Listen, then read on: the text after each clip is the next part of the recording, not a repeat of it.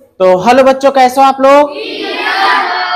तो आज साइंस में फिर से नई यूनिट पर हम लोग आ गए हैं और यूनिट का नाम है चेंजेस अराउंड अस, यानी कि हमारे आसपास होने वाले परिवर्तन।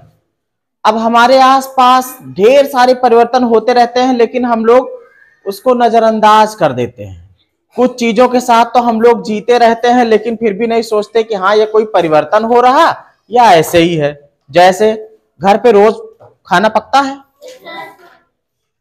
रहता है कच्चा चावल, बनता है बढ़िया भात, कच्ची दाल, उसके बाद बढ़िया से पकी हुई दाल, आटा, आटा से भी पहले गेहूं, गेहूं पीस के क्या बना, आटा, आटे से बनी रोटी।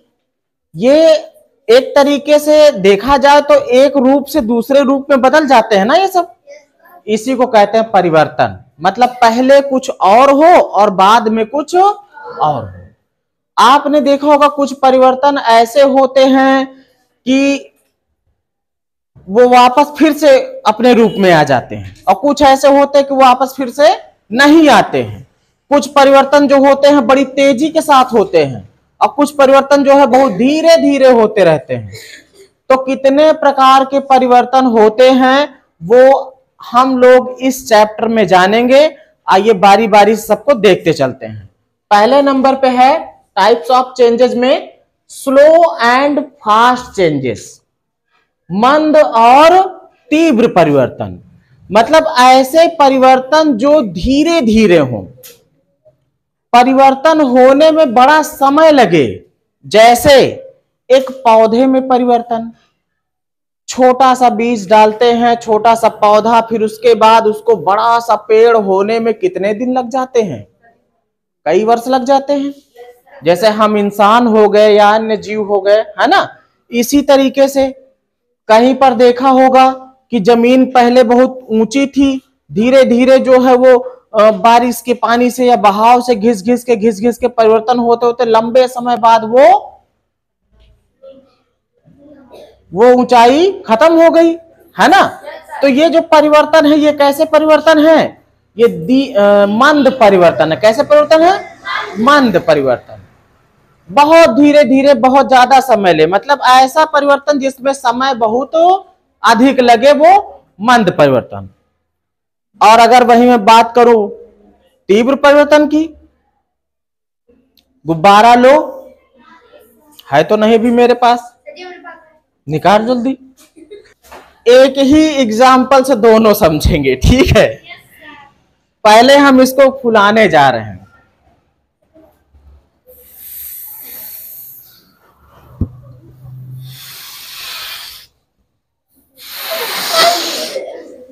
थोड़ा टाइम लग रहा है।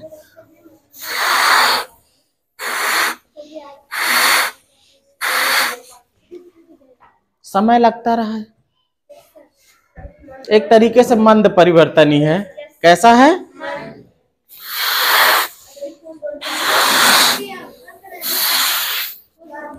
हम इसको फुला रहे हैं, समय अधिक लग रहा है, तो एक ऐसा परिवर्तन है मंद परिवर्तन।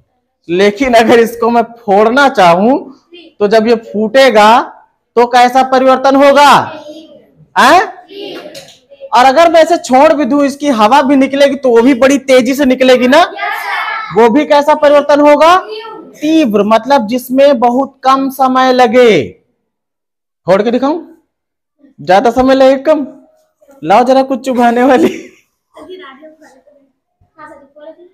बहुत दिन बाद गुब्बारा फूटने जा रहा है।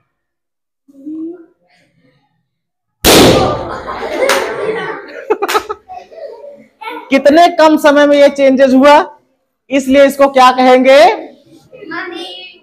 तीव्र परिवर्तन। कौन सा परिवर्तन?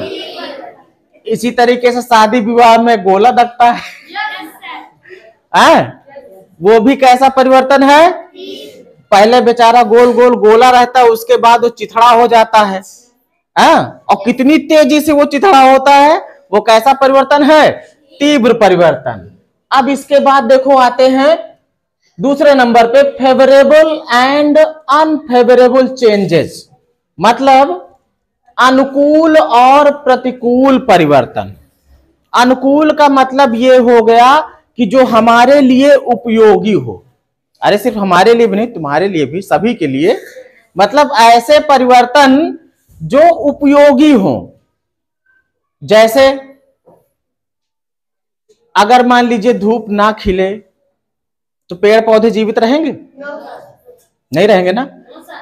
अच्छा, अगर रात भी ना हो तो क्या पेड़ पौधे सूख नहीं जाएंगे? ज्यादा मात्रा में धूप मिलेगी तो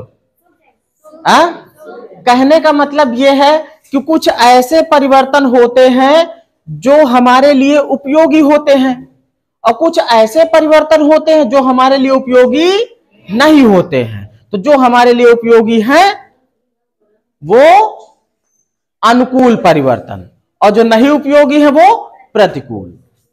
भोजन का पकना अनुकूल है कि प्रतिकूल है? अनुकूल है। और भोजन का जल जाना कैसा है? प्रतिकूल। आप बढ़िया चावल पका रहे थे लेकिन पता नहीं कैसे भूल गए बंद करने को, पूरा चावल कोयला हो गया। अब क्या है वो? प्रतिकूल परिवर्तन है ना।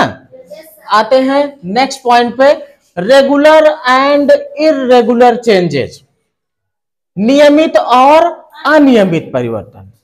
कुछ परिवर्तन ऐसे होते हैं जो होते ही रहते हैं, घड़ी की सुई की तरह चलते ही रहते हैं, दिन रात की तरह होते ही रहते हैं। जैसे दिन रात भी तो क्या है? नियमित परिवर्तन है ना, है ना।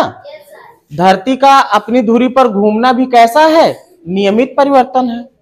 सूरज का उगना, रात का होना, हाँ, ये कैसे परिवर्तन है? नियमित परिवर्तन है। अच्छा ये बताओ, भूकंप का आना, आंधी तूफान का आना, ओले गिरना, बाढ़ आ जाना, आग लग जाना, ये सब कैसे हैं? अनियमित परिवर्तन। और सुनो, जो सुनामी आ जाती है, जो आग लग जाती है, जो तूफान आ जाते हैं, क्या ये अनफेवरेबल चेंजेस में नहीं आ सकते? प्रतिकूल है ना हमारे लिए, तो है ना। मतलब ऐसे परिवर्तन है जो तीनों में आ सकते हैं। भाई इसमें भी आ गए, है ना भाई। प्रतिकूल चीजें हैं, हमारे लिए नुकसानदायक है, सुनामी आ जाएगी तो नुकसान ही तो होगा। और अनियमित परिवर्तन भी है, कभी आती सुनामी कभी नहीं आती, है ना। अब देखिए चौथे नंबर पर आ गए हैं reversible and irreversible changes. Reversible का मतलब उत्क्रमणीय, जैसा नाम है इसका रिवर्स। रिवर्स गियर का नाम सुने हो? रिवर्स गियर में गाड़ी आगे को नहीं भागती, पीछे को भागती है। जितना आगे गई रहती उतना पीछे भी लेके चले आओ। तो कहने का मतलब कि उत्क्रमणीय का मतलब ये हो गया कि ऐसे परिवर्तन जो परिवर्तन होने के बाद दूसरे रूप में तो जाएं, लेकिन उनको चाहो तो फिर से पुराने रूप में ला सकते हो। जैसे ये आपके सामने रखा हुआ है, कहां गया गुब्बारा? इसी को ले लो। अभी हम इसमें उत्क्रमणीय परिवर्तन करने जा रहे हैं। अभी ये ऐसा है ना, पुचका पुचका,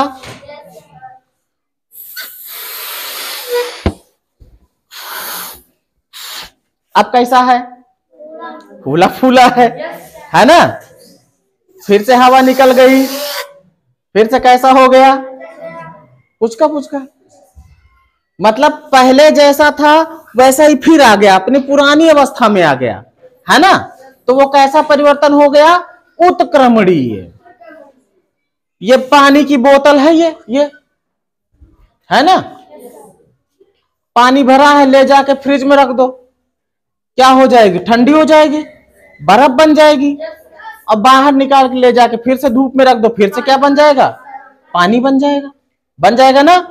तो कहने का मतलब यह है कि ऐसे परिवर्तन जो पुनः अपनी पहली अवस्था में आ सके वो उत्क्रमणीय परिवर्तन या रिवर्सिबल चेंजेस हैं। और ऐसे परिवर्तन जो पुनः अपनी पुरानी अवस्था में ना आ सके वो कौन से हो गए? अनुत्क्रमणीय। जैसे गुब्बारा जो ये फट गया था, चिथड़ा हो गया था, अब ये फिर से पहले जैसा बन सकता है? मैं कागज ले लूं और कागज को जला डालूं, माचिस तो है नहीं, जला भी देते अभी, जला डालूं तो क्या बन जाएगा, राख बन जाएगा। अब उस राख से फिर से कागज बना सकते हो? बढ़िया से दूध से आप बना डालो दही, मट्ठा बना डालो, अब मट्ठा से बना सकते हो दूध? नहीं बन सकता ना। इसका मतलब यह है कि आने का रास्ता है लेकिन जाने का रास्ता नहीं है। हाँ, तो ऐसे परिवर्तन जिनमें पुनः जो है अपनी पुरानी अवस्था में ना आया जा सके, तो वो कौन से हो गए? अनुत्क्रमणीय परिवर्तन। जैसे दूध से दही बन जाना, छाछ बन जाना, ठीक है कोई बात नहीं। चावल पका के भात बन जाना, अब भात से फिर से चावल कर लोगे। आटे से रोटी बन जाना, अब रोटी से तुम आटा बना ली हो? ना बने। अब इसके बाद देखो फिजिकल एंड केमिकल चेंजेस, भौतिक और रासायनिक परिवर्तन। पहले तो शब्द को समझ लो।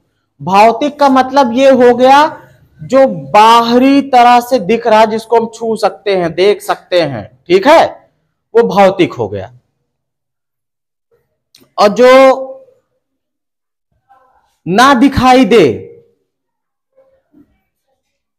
उसके अंदर की बात हो, वो रासायनिक हो गया। जैसे कोई व्यक्ति देखने में बहुत खूबसूरत दिख रहा है, वो उसका भौतिक चीज है, और अंदर से नंबर 1 का चोर है, वो उसका रासायनिक चीज है।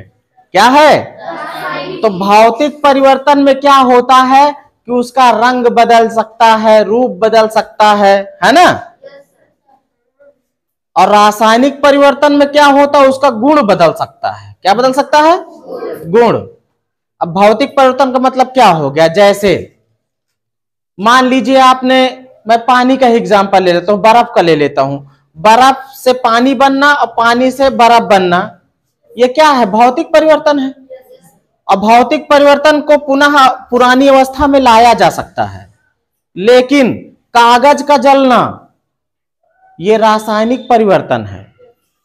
जले हुए कागज की राख से फिर से कागज, वो नया पदार्थ हो गया। जो राख है वो क्या हो गई? नया पदार्थ। भौतिक परिवर्तन में कोई नया पदार्थ नहीं बनता है। अब ये बोतल है, इसको हम ऐसे दबाए हैं, जब तक दबाए हो पुचकी रहेगी, छोड़ोगे फिर से फूल जाएगी। तो परिवर्तन तो हुआ ना, जब तक दबी थी। अब छोड़ दिए फिर से फूल गई, तो ये पुरानी अवस्था में आ गई ना। ये भौतिक परिवर्तन है ना। और अगर मैं इसी बोतल को अभी बढ़िया आग में जला के कोयला बना देता, तो फिर से उस जले हुए कोयले से ये बोतल बन पाएगी? वो रासायनिक परिवर्तन हो गया। इसके अंदर का जो रसायन था, जो केमिकल था, वो बदल गया। प्लास्टिक जो केमिकल इसके अंदर इस्तेमाल किया गया था, जो कार्बन हाइड्रोजन, वो बदल करके दूसरे रूप में हो गया। बात समझ में आई? तो उसे कहते हैं रासायनिक परिवर्तन। जैसे दूध से दही बन गया, दूध मीठा होता है, दही कैसा होता है? खट्टा होता है, होता ना खट्टा, गुण ही बदल गया, है ना। मिठास गायब हो गई उसकी। देखने तो दोनों सफेद है, दोनों गोरे गोरे हैं, एक मीठा है और एक खट्टा है ना। तो गुण है ये, एक का मीठे का गुण है, एक का खट्टे का। भौतिक रूप से देख रहे हैं तो दोनों सफेद हैं, लेकिन परिवर्तन उसमें हो गया, गुण बदल गया। अगर गुण बदल गया तो कौन सा परिवर्तन? रासायनिक परिवर्तन। और नया पदार्थ बन गया। अब वो पुनः दूध नहीं बन सकता है, अब वो पुनः दूध नहीं बन सकता है। तो ये होता है रासायनिक परिवर्तन। अब आगे देखते हैं कुछ और परिवर्तन, है ना, नेक्स्ट पार्ट में।